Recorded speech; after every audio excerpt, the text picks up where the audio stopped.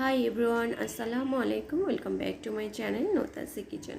আজকে আমি আপনাদের সাথে খুবই অল্প সময়ে খুবই সহজ এবং অথেন্টিক রেসিপিতে তৈরি করা যায় এরকম একটা থাই স্যুপের রেসিপি শেয়ার করব।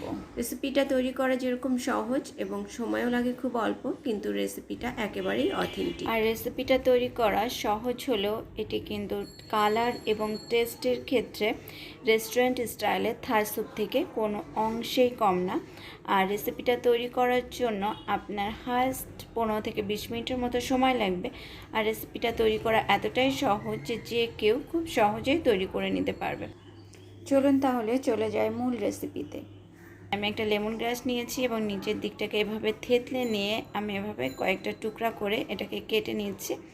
এভাবে টুকরা টুকরা করে আমি লেমন গ্রাসটাকে কেটে নিয়েছি এবং এটাকে একদিকে সরিয়ে রেখে আমি কয়েকটি কাঁচামরিচকে এভাবে মাঝখান থেকে ফালি করে কেটে নিয়েছি এবং কাঁচামরিচের মাঝে যে বিচিটা আছে সেটাকে আমি এভাবে নাইফের উল্টা পাশ দিয়ে এভাবে বের করে নিয়েছি। আপনারা চাইলে এভাবে একটু কাঁচামরিচের পেছন দিকটা থেতলে নিয়ে নাইফের উল্টা পাশ দিয়ে বিচিগুলোকে বের করে নিতে পারেন। আর অথেন্টিক থাই স্যুপের রেসিপিতে কিন্তু এভাবেই কাঁচামরিচটাকে ব্যবহার করা হয় রেস্টুরেন্টগুলোতে, থাই রেস্টুরেন্টগুলোতে। আর এদিকে আমি 3টা ডিম নিয়ে নিয়েছি এবং একটা বাটিতে ডিমগুলোকে ভেঙে নিচ্ছি।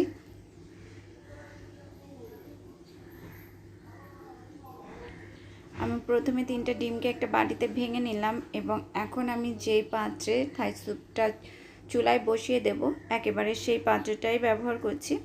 আমি ওই পাত্রটার ভিতরে 3টা ডিম যে ভেঙে রেখেছিলাম তার থেকে কুসুমগুলোকে এভাবে আলাদা করে নিচ্ছি। আর থাই স্যুপে শুধু কুসুমটাই ব্যবহার করা হয়, ডিমের সাদা অংশটা ব্যবহার করা হয় না, কারণ সাদা অংশটা দিলে অনেক সময় স্যুপটা ফেটে যায়। আর এদিকে আমি কিছু চিংড়ি মাছ এভাবে মাছ বরাবর একটা ফাড়া দিয়ে কেটে নিয়েছি, আপনারা চাইলে আস্তেও দিতে পারেন। আর মুরগির বুকের মাংসগুলোকে এভাবে ছোট ছোট স্লাইস পাতলা করে কেটে নিয়েছি। আর মাংস চিংড়ি মাছের পরিমাণটা নিজেদের মতো বাড়িয়ে বা কমিয়ে নেবেন। এখানে দিয়ে দিচ্ছি স্লাইস মাশরুম, আর দিয়ে দিচ্ছি 5 টেবিল চামচ টমেটো সস, দিয়ে দিচ্ছি 2.5 টেবিল চামচ রেড চিলি সস, 1 চা চামচ লাল মরিচের গুঁড়ো ও 1 চা চামচ পাপরিকা পাউডার। আর কেউ যদি ঝাল বেশি খেতে চান তাহলে পাপরিকা পাউডারটা স্কিপ করে এখানে 1 চা চামচ মরিচের গুঁড়ো বাড়িয়ে দিবেন। আর সেই কাঁচামরিচগুলো দিয়ে দিচ্ছি। এই কাঁচামরিচগুলোতে ঝাল হবে না, কিন্তু একটা ফ্লেভার আসবে। দিয়ে দিচ্ছি 2 টেবিল চামচ সয়া সস, 2 টেবিল চামচ চিনি। আর চিনির পরিমাণটা নিজেদের স্বাদের উপর নির্ভর করে বাড়িয়ে বা কমিয়ে নেবেন। দিয়ে দিচ্ছি 2 চা চামচ লবণ, লবণটাও নিজেরা স্বাদ অনুযায়ী বাড়িয়ে বা কমিয়ে নিতে পারবেন। আর সব কিছু দেওয়ার পরে এই সব কিছুকে খুব ভালোভাবে একটু মিক্স করে নিতে হবে একটা হ্যান্ড উইক্স দিয়ে। আর এই কাজটা কিন্তু খুব ভালোভাবে করতে হবে। আর এখানে 1 টেবিল চামচ লেবুর রস আছে, যেটা আমি একেবারে রান্নার শেষ অংশে ব্যবহার করব। এখন দিয়ে দিচ্ছি লেমন গ্রাস বা থাই পাতা। আর এটাও হচ্ছে থাই স্যুপের একেবারেই মেইন ইনগ্রিডিয়েন্টস, এটাকে একদমই স্কিপ করা যাবে না। কারো কাছে যদি লেমন গ্রাস বা থাই পাতা না থাকে তাহলে এক্ষেত্রে আপনারা লেবুর পাতাটাও ব্যবহার করতে পারেন, কিন্তু কিছু না কিছু দিতেই হবে। এরপর আমি স্যুপের জন্য দিয়ে দিলাম 5 কাপ পরিমাণ পানি। আর এই পানিটা দিয়ে খুব ভালোভাবে মিক্স করে নেওয়ার পরে এখানে দিয়ে দেবো কর্নফ্লাওয়ার। আমি এখানে 3 টেবিল চামচ কর্নফ্লাওয়ার নিয়েছি। আর এখান থেকে কিছুটা পানি নিয়ে আমি কর্নফ্লাওয়ারটাকে খুব ভালোভাবে গুলে নিয়ে তারপরে এই স্যুপের সঙ্গে মিশিয়ে দিচ্ছি। কর্নফ্লাওয়ারটা দেওয়ার পরেও আবার খুব ভালোভাবে একটু মিক্স করে নিতে হবে, তা না হলে দেখা যায় কর্নফ্লাওয়ারটা নিচে গিয়ে জমাট বেঁধে আছে। এখন চলে যাচ্ছে চুলায় এবং চুলায় স্যুপটা বসিয়ে দিয়ে আমি চুলাটা ধরিয়ে দিচ্ছি। চুলার জালটাকে আমি মিডিয়াম হিটে রেখেই এটাকে রান্না করে নেব। আর চুলার জালটাকে কিন্তু মিডিয়াম হিটেই রাখতে হবে।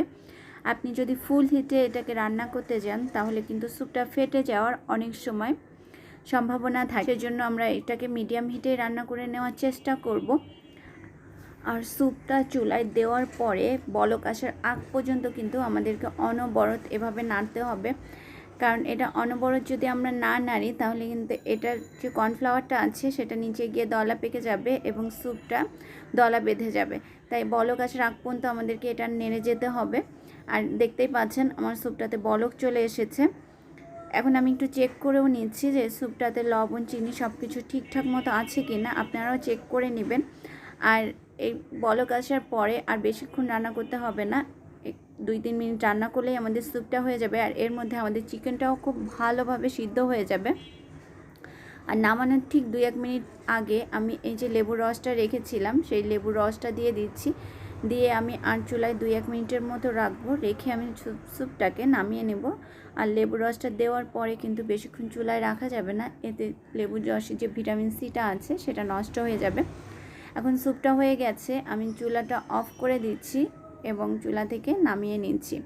নামিয়ে নিয়ে আমি সার্ভ করে দেখাচ্ছি যে আজকে স্যুপটা কেমন হয়েছে। আর দেখতেই পেলেন তো খুব সহজে কিভাবে অল্প সময়ের মধ্যে আমি স্যুপটা তৈরি করে নিলাম। আর আজকের স্যুপে কিন্তু আমি কোনো রকম থাই আদা ব্যবহার করিনি। থাই আদা ছাড়াও যে স্যুপ রান্না করা যায়, থাই স্যুপটা এতটাই টেস্টি হয়, এটা আপনারা যদি রান্না না করেন তাহলে বুঝতে পারবেন না। নিজেরা একবার ট্রাই করেই দেখেন, ইনশাআল্লাহ নিরাশ হবেন না।